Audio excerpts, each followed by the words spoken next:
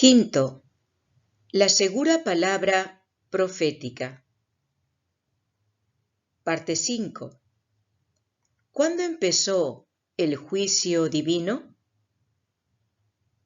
Los 2300 días.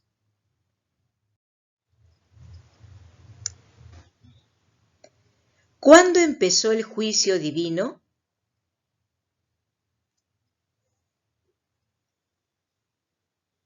La Biblia habla de un juicio que todos tenemos que afrontar, del cual nadie escapará. Daniel vio el juicio en sesión. Daniel capítulo 7, versos 9 y 10. Jesús habló de un juicio en el cual todos deben rendir cuenta. Mateo capítulo 12, verso 36. Cuando Pablo habló ante Félix, mencionó el juicio. Hechos capítulo 24, verso 25. Y la profecía de los 2300 días señala el comienzo exacto de ese juicio de Dios.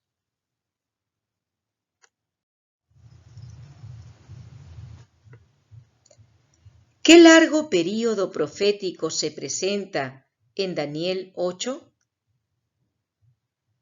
Y él me dijo, hasta 2300 días de tarde y de mañana, y el santuario será purificado. Daniel capítulo 8, verso 14.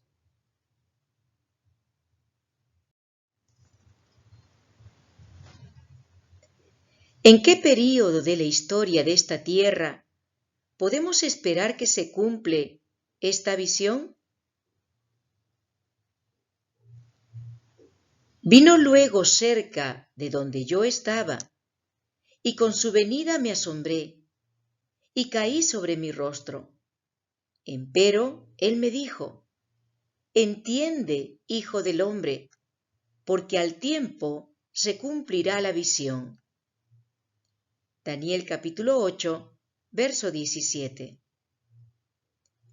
La versión moderna es más explícita, pues traduce esta última expresión con más claridad, diciendo, para el tiempo del fin es la visión.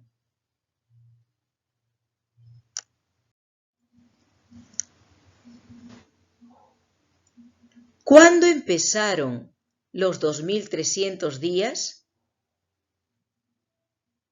En Daniel capítulo 9, verso 24, el ángel Gabriel explicó que las 70 semanas o 490 años serían determinados o cortados o designados para el pueblo de Dios. Estos 490 años fueron cortados de un período más largo.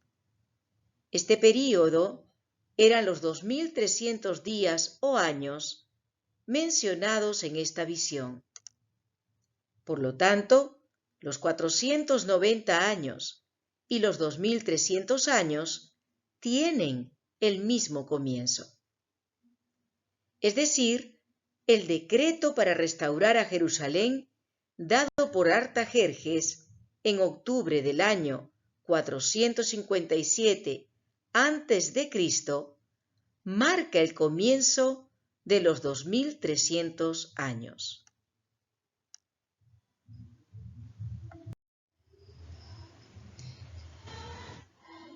¿Qué santuario había de ser purificado en 1844?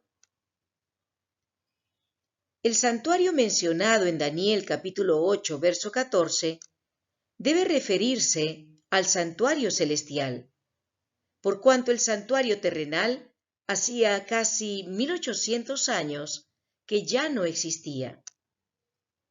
Jesús sentenció a los judíos, he aquí, vuestra casa os es dejada desierta. Mateo capítulo 23, verso 38.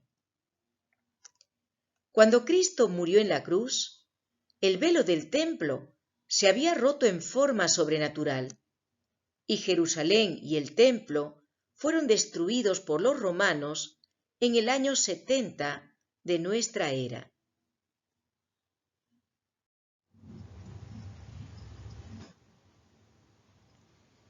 ¿Qué significa la purificación del santuario?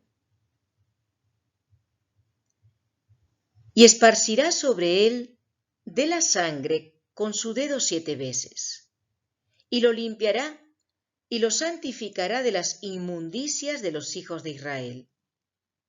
Porque en ese día se os reconciliará para limpiaros, y seréis limpios de todos vuestros pecados delante de Jehová. Levítico, capítulo 16, versos 19 y 30. Nota: el santuario terrenal se limpiaba una vez al año mediante el ofrecimiento de un sacrificio de sangre. Este servicio se conocía como el servicio de expiación. Era un tiempo de juicio, en el cual todo el registro de pecado era eliminado del campamento de Israel. Era un tiempo de juicio, en el cual todo registro de pecado era eliminado del campamento de Israel.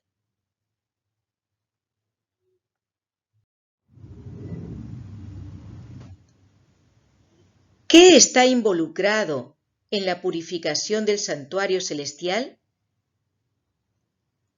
En 1844, Cristo entró en el lugar santísimo del santuario celestial, exactamente como el sumo sacerdote terrenal entraba en el lugar santísimo del santuario terreno en el día de la expiación. Aunque no hay pecado en el cielo, se debe realizar una obra de juicio acerca de los registros del pecado. Eclesiastés capítulo 12, verso 14 y Apocalipsis capítulo 20, verso 12. Este juicio en el cielo, que empezó en 1844, es un juicio investigador. Esto es necesario para que cuando Cristo vuelva a esta tierra, pueda traer consigo las recompensas. En este juicio se juzgará primero al cuerno pequeño y las fuerzas que están detrás de él, vindicando de este modo a Dios ante el universo. Este juicio permitirá también a Dios vindicar y defender a su pueblo genuino. Apocalipsis capítulo 3, verso 5.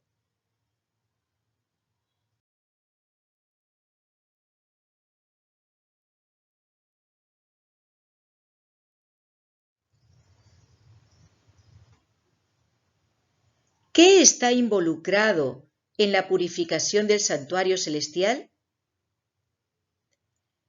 Durante los 1000 años mencionados en Apocalipsis 20, se revisará el registro de los impíos con la asistencia de los justos, y la ejecución de las sentencias se realizará al fin de esos 1000 años. Cristo indicará el cierre del juicio investigador cuando Él diga: el que es injusto, sea injusto todavía, y el que es justo, sea todavía justificado, y el santo, sea santificado todavía. Y he aquí, yo vengo presto, y mi galardón conmigo, para recompensar a cada uno según fuere su obra. Apocalipsis capítulo 22, versos 11 y 12.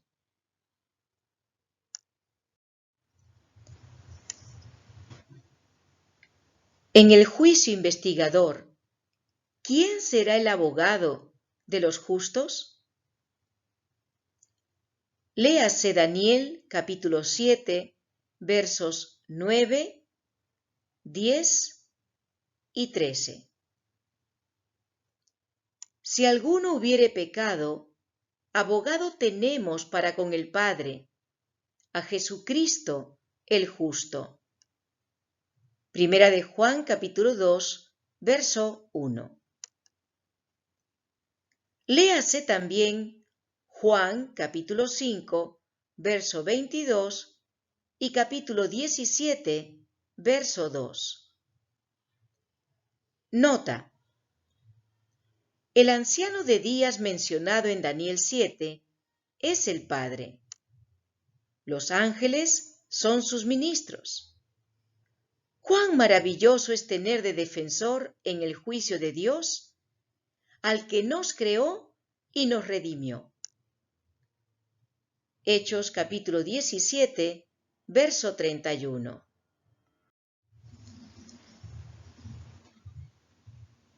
¿Cuál es la norma por la cual seremos todos juzgados?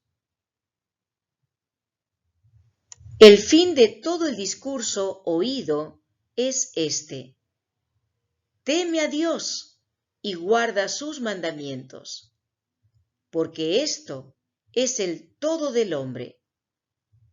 Porque Dios traerá toda obra a juicio, el cual se hará sobre toda cosa oculta, buena o mala.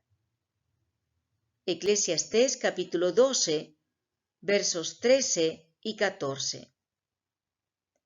Léase también Santiago capítulo 2, versos 10 al 12 y Santiago capítulo 1, versos 22 al 25.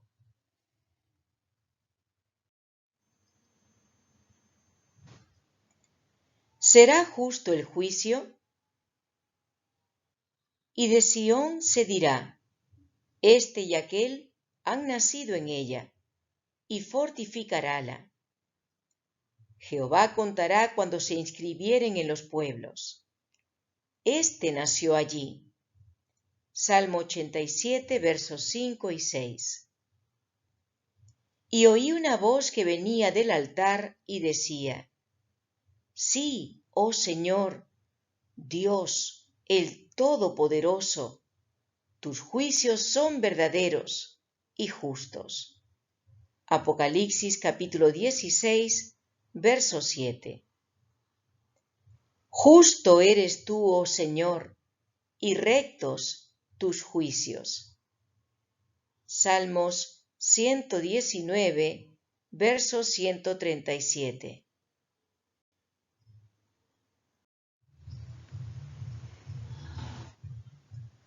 Conclusión. Vivimos ahora en la hora más solemne de la tierra, porque el juicio de Dios está en proceso en el cielo. Ahora es cuando debemos examinar nuestro corazón y confesar y abandonar nuestros pecados. Si lo hacemos, Dios nos perdonará. Léase Primera de Juan capítulo 1, verso 9. Esta es la manera en que podemos mandar anticipadamente nuestros pecados al juicio. Primera de Timoteo capítulo 5, verso 24.